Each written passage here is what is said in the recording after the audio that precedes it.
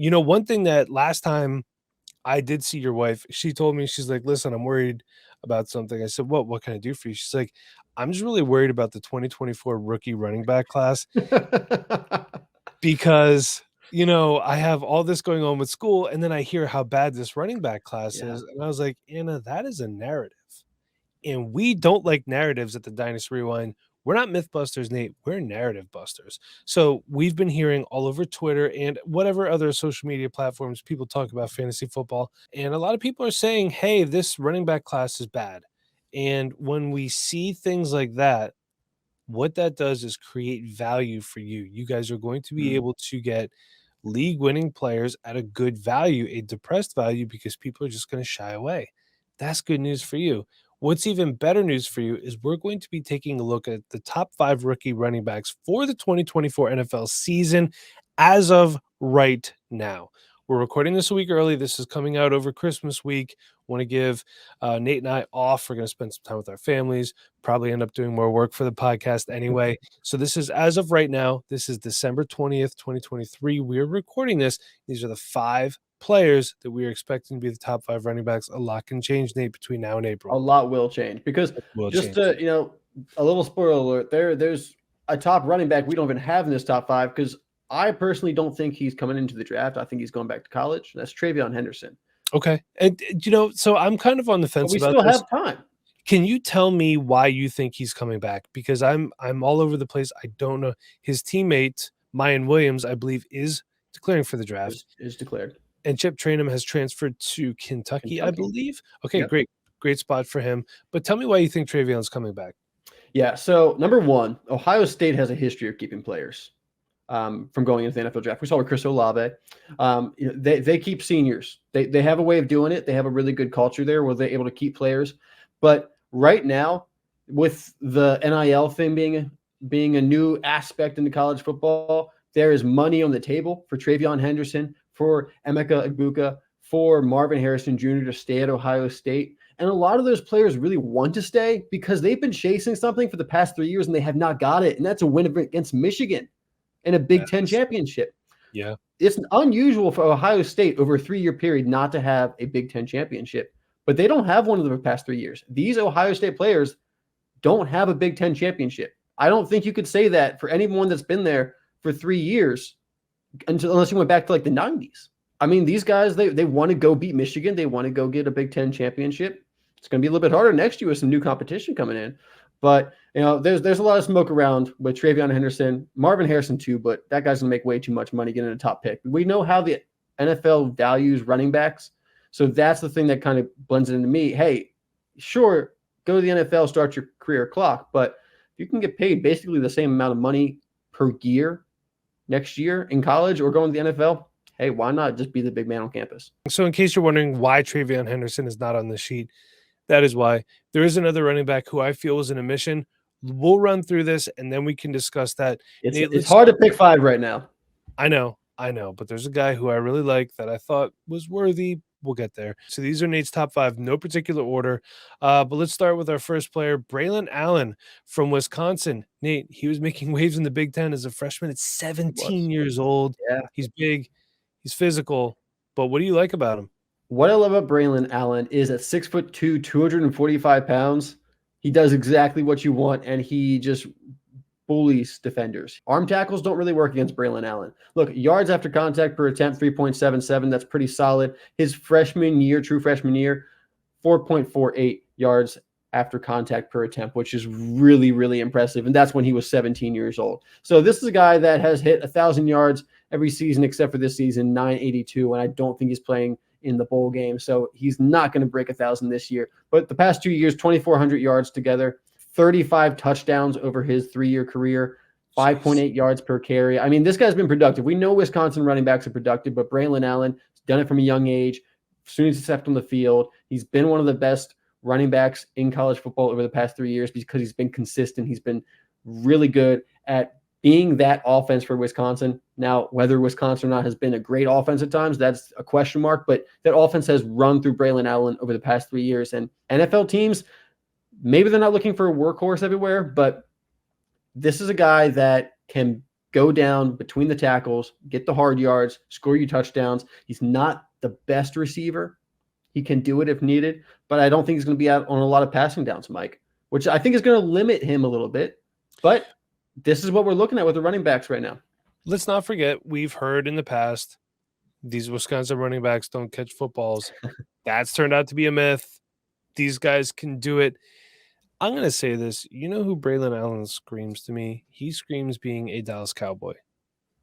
I could see them taking a player of this caliber, a proverbial workhorse back in the first round. Jerry Jones has shown he'll zig when other people zag, and he'll take a running back in the first round. He'll lock his guy up. Braelon Allen's not going to be a first-round pick. You don't think so? I am Tell me where he's 100% going. positive there's not a single first-round pick in this running back class. But then, okay, tell me where you think he's going to go in both the NFL and rookie drafts. Yeah, and NFL drafts, I do think he's a day 2 pick. You know, that's kind of like the sacred land for running backs. We're always looking for, are they a day 2 pick? I think Braelon Allen is a day 2 pick. He's a second or third rounder. And I think in your rookie drafts, depending on if TreVeyon Henderson comes in, and because I think if TreVeyon Henderson does declare, he's the RB1 for this class at this point. I think Braelon Allen's definitely 2 or 3. So depending on the availability of TreVeyon Henderson, I think Braelon Allen's either going to be a late first in your rookie drafts or an early second, because he is one of the better running backs that's going to be given volume. We always chase volume. I think there's some more running backs out there that are going to give you more in the receiving game, but not too many that are going to get as many touches consistently as Braelon Allen. Let's go to the next one. Again, no particular order. This is from Florida State, Trey Benson. I like him. I think I might. Exactly. You have to start here because you like Trey Benson. I don't want to say I don't like Trey Benson, but I don't like him. So let me ask you this then. If you don't like him, but he's on this list, is this list based on how you think the NFL is going to view these players? Because I think this is the list that we need to be talking about right now. Okay. Because there's a lot of questions out there, and there's plenty of other players we could have talked about here. But these are the top 5 that we need to talk about right now. This list will probably change. I would not be surprised if a month from now I would even have 3 of these guys on here, because there's 10 guys there's 10 different running backs that could have been in this top 5 players to talk about at the running back position. So maybe not my top 5. I haven't settled into my top 5 yet. I still have a little bit of scouting to do to get those official grades, but I think these are some of the top guys that we need to be talking about. Well, Trey Benson, I like him. To me, he's a home run hitter. Very, very electric. Great lateral agility and great ability to create space too, which is important for these running backs. Yeah, I'm a Trey Benson fan, a Trey Benson stan, if you will. But Nate, what are your thoughts on him? Mike, why do you like Trey Benson? You said he made some people miss. Yeah, but look, Trey Benson, this is what Bob and I have talked about a couple different times in our mock draft videos.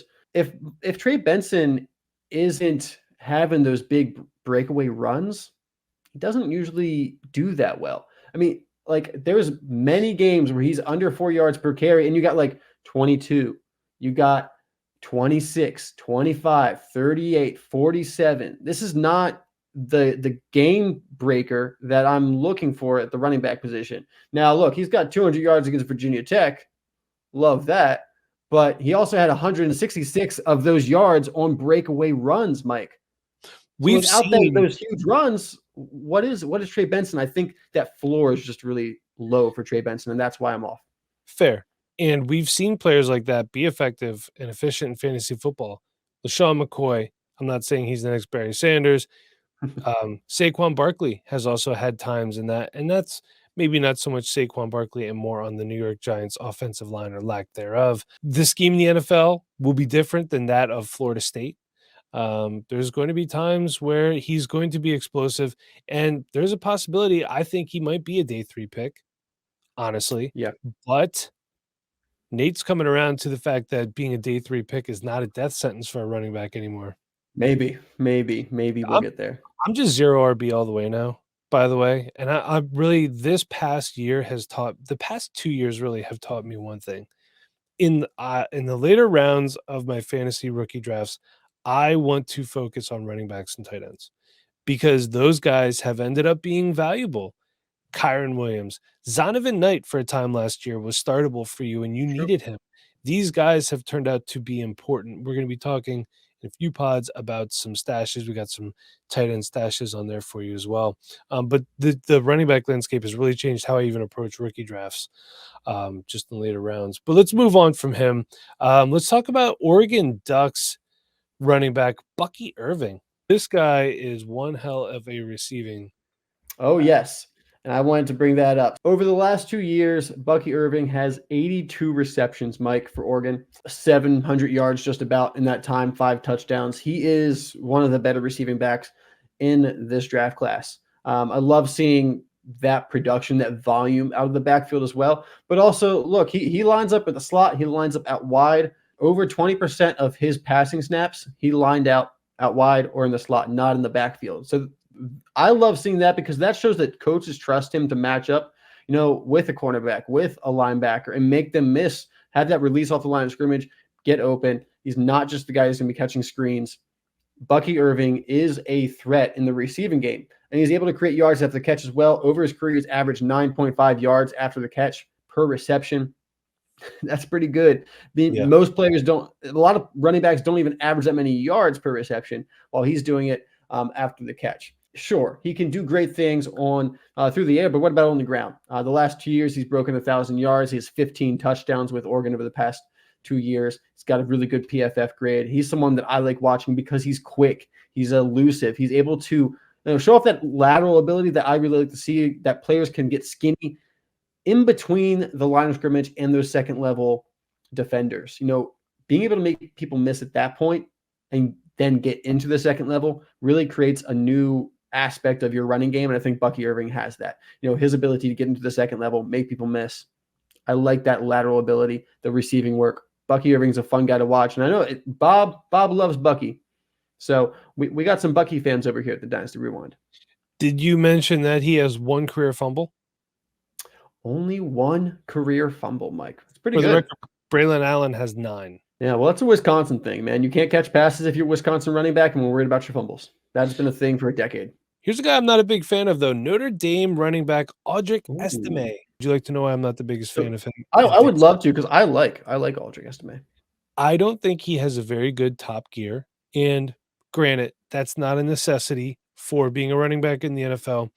Coaches are generally worried about the line of scrimmage to a 10-yard window is for running backs. And this is what I was coached as. And I didn't play running back, but I heard the running backs being coached. Thank you very much. That was what their main concern was. He is extremely physical. I think he's an above average receiver, but I have concerns again about his speed and his lateral agility. I don't think he moves all that well when he needs to make someone miss in a straight line. When he gets ahead of steam, he can get going, but I do have some concerns, and there's guys I like a little bit better than him. But Nate, what are your thoughts on Audric Estime? I love the name, though. The name Audric Estime is just a cool name. It is. I like Audric Estime. I like him because he's a big runner that I think has some, sneaky athleticism. Now, does he have that top gear that's going to blow away opponents? No, probably not. But he's 230 pounds, so it's most likely not going to be, a main factor of his game anyway. He has that power. We can see that around the line of scrimmage, around the goal line. He did have 18 touchdowns this year, Mike. He's got that power, and he has the ability to, as big as he is, get a little skinny, get into the end zone, get those short yardage down. What I like about Estime is that despite not having maybe that top gear, he's still got more burst than you expect for someone who's 230 pounds. This is a guy that's averaged 6.4 yards per carry this year with 1,300 yards. As I said, 18 touchdowns. Look, 4.27 yards after contact per attempt. Anytime that number's over 4, we're really excited about it. He's also got 64 missed tackles forced, Mike, including 11 against Stanford. So this is a guy, he just beat up Stanford at the end of the year, 238 yards, 9.5 Everybody yards per carry, beat up Stanford, touchdowns. But yeah, everyone beat up Stanford, but I love to see someone just dominate an opponent like that. And he did it really multiple times this season. He had 6 games over 100 yards. Like I said, 18 total touchdowns. I like that he has the power. He's got the ability to make people miss as well. He does have the breakaway runs, 22 of those this year. I like the versatility of him. I don't think he's going to be a factor much in the receiving game. 17 receptions for 142 yards. He's going to be kind of like Braelon Allen, where you can put him with some screens and make something happen. But overall, he's not going to be out there on passing downs a whole ton. But If you give him the work, you give him 10 to 15 touches between the tackles, I think he's going to be, still a relevant fantasy aspect. Maybe a day 3 pick, but an early day 3 pick at that. I like Audric Estime. He's one I'm really excited to watch over the next couple months. Hey guys, Bob here, dropping by to interrupt your scheduled programming to thank today's trusted partner, Mint Mobile. I don't know about you, but I'm always looking for ways to save money, especially during the holidays. And it always shocked me to see what I was paying when it came to my wireless bill. I couldn't help but think, what am I even paying so much money for? Am I paying for speed, coverage, data, access to 5G, unlimited talk and text, mobile hotspots, you name it. I was paying so much money while Mint Mobile offers all of these features for as low as $15 a month. And I know what you're thinking. It was my first thought too. How can they only charge $15 a month for that much coverage? It's easy. They keep it simple. For starters, they're built on the nation's largest 5G network, and they keep costs low by only selling online. This means no pushy sales rep trying to earn a commission or brick and mortar locations. The cost is great, and don't worry, they made switching easy too. This is all thanks to the Mint Mobile app and digital eSIMs that most phones now have. This means you can sign up and activate your phone from the comfort of your own home and start saving today. And as an add note, if your phone isn't compatible with a digital eSIM, they'll send you a physical new SIM card for free. Switching was a breeze, and now I'm saving money while enjoying all the same YouTube videos, streaming NFL games, and listening to podcasts just like I used to. All of this without any drop in video quality, speed, or performance. And the last thing I'll say is this: big wireless companies want you to think that they're the only option. And quite frankly, that's just not the case. We all deserve a wireless plan that works for us on our budget. And now through January 1st, you'll receive an additional 3 months free when you sign up for a 3-month plan using our link, trymintmobile.com/Dynasty Rewind. The link will be on the screen in the YouTube description as well as in the pinned comment below. Thank you all so much for listening and supporting this brand as much as you do, and a huge shout out to our new partners at Mint Mobile. But with all of that said, let's get right back to the content you came for. So let's move on to our last one of the evening. Michigan running back Blake Corum coming back from I believe that was an ACL injury he suffered late last year. Some kind of knee injury. It's college, so we don't really always know. Thoughts on Blake Corum? Blake Corum. Now, if you've watched the Mock Draft Monday videos that Bob and I have done, we've talked about Blake Corum a couple of times now, and we always come back to the same point. It's not that I don't think that Blake Corum is talented, because he's a talented runner. He's got great vision. There's a reason, Mike, that he has 24 touchdowns this year, and on his career, he has 55.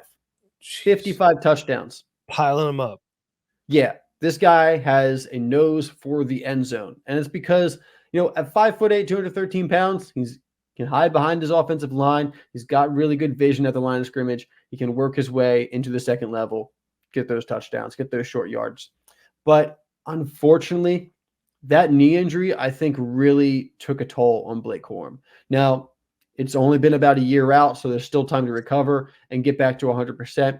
But Blake Corum was never really the most athletic running back in the first place. He really won with he was able to use his size to his advantage, and with that great vision, find the holes in the offensive line. But since the knee injury this year, a lot of his efficiency numbers have gone down. I mean, he's got 24 touchdowns, but his career low over the past, outside of his freshman year, career low yards per attempt. His missed tackles forced is way down. His yards after contact is way down, 2.47. I'm always looking for that to be at least above 3. So that's down as well. And breakaway runs, usually we're looking for somewhere between 40 and 50% of their yardage coming from breakaway runs. And this year is his lowest, 29% of his yardage coming from breakaway runs, only 10 on the year, Mike. He's really lost a lot of that explosiveness. You can see it when you watch him as well. There's still some time. It's only been a year, like I said. I don't know if this was full tear. There was some weirdness where he had the knee injury, but he's trying to come back. So that makes me wonder if maybe there was like a slight tear, some kind of knee sprain. But either way, it has not impacted him in a positive way at all. There's one guy I would like to see on here, and it could happen. Do you know who it is? I do. But real quick, I want to say I think Blake Corum is possibly still a day 2 pick just because of his production, but if not, an early day 3 pick. And I do know who this guy is that you're looking for, Mike. Tell me what you like about Ray Davis. Well, it was actually Cody Schrader from Missouri. I know you love Ray Davis too. I do like Ray Davis. Do you see? I look at Ray Davis, I'm like, I would not want to try to tackle that man. He has a low center of gravity, very physical, very hard runner. Third school he's at, he went to Temple, Vandy in Kentucky. I like Ray Davis, but it's Cody Schrader. Love the story. Super athletic, can just take it home from any point of the field. He just runs over people, runs past people, runs around people. I love Cody Schrader. Put that name in your memory bank. I think between now and April, you'll be hearing a lot more about Cody Schrader. Also, Devin Neal. He's a guy that could be a riser. I love me some Devin Neal. If he declares, we don't know yet what's going to happen there. And I think a sleeper here, because he was overshadowed by TreVeyon Henderson, could be Mayan Williams. Yeah, but tell you what, Mayan did not look good this year. He did. I know he didn't. 2 years ago, he did. Who knows what was going on there? Should have gone out last year. He should have. Yeah, just like Jaden Reed should have went out a year before he did. It kind of worked out for him. I think he's okay. He's making noise out there in Green Bay. I think Jaden Reed's going to be just fine. But we're not talking about him right now or wide receivers as a whole. So that's our top 5 right now. So that's all we got for you guys. Thank you for listening, and we'll see you next time.